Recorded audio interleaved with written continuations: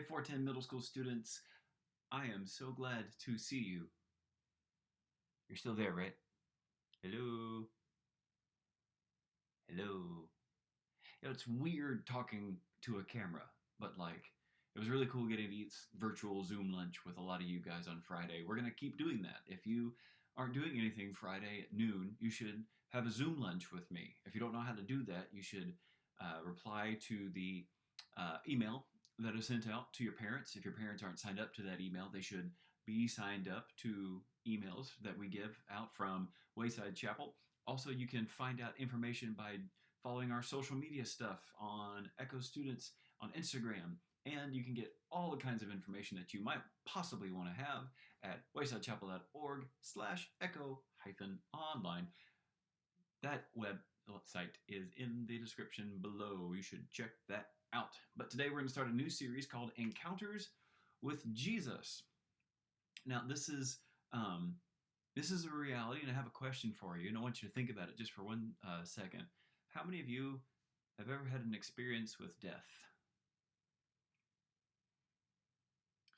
Yeah, not like the best leading question, I get it, but sometimes when you think about death right now, you might be thinking about your guinea pig who just passed away a couple months ago. My apologies to you and your guinea pig. Or you might be thinking of a grandma who passed away, or a friend, or a sibling, or someone close to you. Everybody has experiences with death. Death is the reality of the life that we're living in right now. Even though I'm fairly young, I've had a lot of experiences with death. My grandparents have passed away. My dad has passed away. I've had several close friends go to be with Jesus in heaven. Death is a reality. It's what happens. And some people are really, really scared of death. Even with all the craziness that's going on right now, people might be really worried and said, hey, I might get the coronavirus, and if I do, I might die.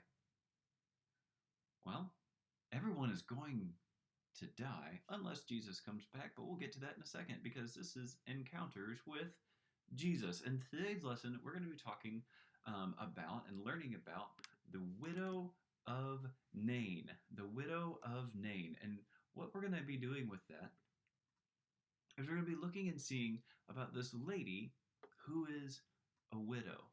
Now, if you're unfamiliar with what a widow is someone whose spouse has passed away. And that means that this woman right here was married, had a husband, and he died. And we're going to see how that gets kind of crazy here in just a second when we read Luke chapter 7. It's right beneath me right here, but if you've got a physical Bible, I think it would be good if you grabbed that and read along. Luke chapter 7. It said, soon afterward, he, Jesus, was on the way to a town called Nain. His disciples and a large crowd were traveling with him. Just as he neared the gates of the town, a dead man was being carried out. He was his mother's only son, and she was a widow. A large crowd from the city was also with her. Now, let's take just a second and explore this family, because this is the widow of Nain, meaning that her husband has already died, passed away. And then this says this funeral is for her only son. So you can imagine a woman whose husband passes away, but she still has her son. And maybe that's complicated because her son would remind her of her husband, but he's still like family to her. But now this is the funeral for the son. And so this woman's lost all of her family. She has no husband, she has no son, and now they are carrying him out of the city. Now, this happened 2,000 years ago, remember.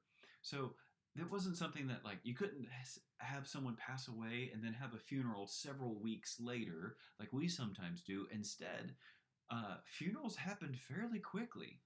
So you can imagine the grief of this woman whose son had just passed away, maybe even as early as the day before.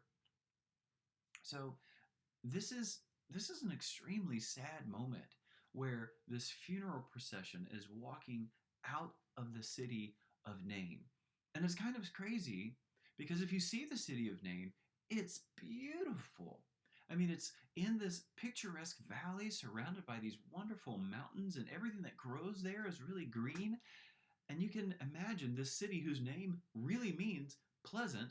How strange it would be to be walking out with the funeral of this beautiful city going to bury the son of a widow.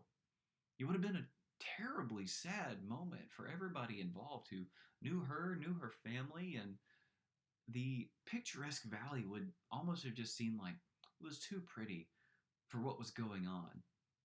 But remember, Jesus was the one who was walking by. So let's check this out. Luke 7:13 through 15.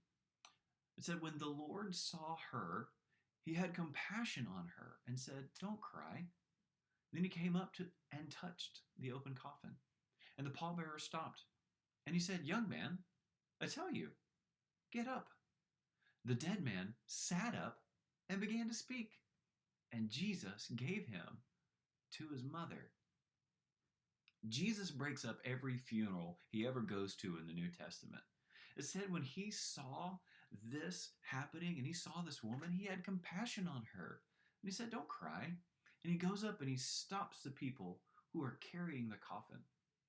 Maybe in our day and age, we have pallbearers, people who walk with the coffin, and maybe that's a place of honor to be like they were his family or his friends.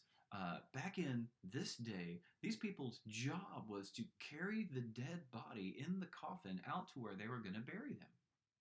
And so Jesus literally stops them, puts a hand out and says, hey, hold on. And then to the guy who is dead in the coffin, he says, young man, get up. And he does, which is crazy. I've been to a couple funerals in my time as a pastor. And there are these options of open casket or closed casket. And either one, whenever you go to a funeral, you can just always sense that, yeah, this is a sad thing. But Jesus here takes this extremely sad moment and totally flips it around. Says the young man sits up in the coffin. Like, what happens to the guys who are carrying it at that moment? Do they like drop it, or do they gently set him down? We don't know. It doesn't say, but we hear that Jesus actually hands him back to his mother. Like, as he's speaking, like, what's he saying? Like, oh, that was a really good nap, or wow, that accident totally went differently than I thought it did in my head, or maybe it just says, hi, Mom. We don't know. All we know is that Jesus shows up and shows that he has power over death. Jesus has power over death. Now, this is huge because there are so many people in our world today, like I said, who are afraid of death, afraid of dying. So much so that there's a place called the Alcor Life Extension Foundation. You can Google it. It's crazy, but check this out. This is a research facility where they take people who are not dead yet, but maybe are going to die, and they freeze them. They freeze them in the hopes that one day there will be such advanced medicine or science that they'll be able to unfreeze these people, bring them back, and stop them from dying or prolong their life for another 100 years. This process can cost up to $200,000. And people are so afraid of dying that they're willing to freeze themselves with the hope that maybe one day technology can save them. And if $200 sounds like it's too much of a price, for the low price of $80,000, you can freeze only your head. I'm guessing that the technology has to get like really advanced before we can bring back somebody from just a head. Just shows us that people are afraid of dying. Maybe you're afraid of dying. Maybe the idea of death scares you. What's crazy is that this guy coming back to life, it kind of freaked out the people who were walking around with Jesus. The rest of the story in Luke 7 goes, then fear came over everyone, and they glorified God, saying, a great prophet has risen among us, and God has visited his people. This report about him, meaning Jesus, went throughout Judea and all the vicinity. People saw that Jesus had power over death, and Jesus still has power over death. As we look at these encounters with Jesus, we're going to be seeing how Jesus again and again shows that he has the power over death. And not just death way back then, 2,000 years ago, but Jesus has power over death right now. Jesus has the power to bring us back, to bring us together when we are separated from him by death. And not death of when we die, but the death of sin. Jesus has the power to take us, our dead hearts, and make them come alive again. You see, because all of us, every person, you, me, everyone has sinned. We all have earned death. The Bible tells us that for the wages of sin is death. But the gift of God's eternal life through Jesus Christ, his Son. See, Jesus has power over death. And maybe that's something that you need to be reminded of today. That Jesus is strong and that Jesus has power over death. Not just the death that you might die in the future, but the death that comes to you because of the sin in your heart. And if that's so, maybe, I hope you would reach out to us so that we can explain the gospel to you more fully. That God created you and loves you, but he wants you to be perfect. And you can't be perfect, so he sent Jesus to be perfect for you. And he sent Jesus to die on the cross to take away the penalty for sin, which was death. But he also brought Jesus back to life to show us that if we believe in him, the power that Jesus has over death can transform our lives today, right now. And I hope that if you had questions about that you'd reach out to us. You'd let us know. Do that through Instagram. Do that through Facebook. Do that through an email. Email me, ronald.l@waysidechapel.org. I'd love to talk to you. I'd love to hang out with you a little bit more and discuss it. Because this is our main point today, is that Jesus has power over death. And as we continue to walk through this, we're going to see over and over again how Jesus uses this power over death for his glory and for our good.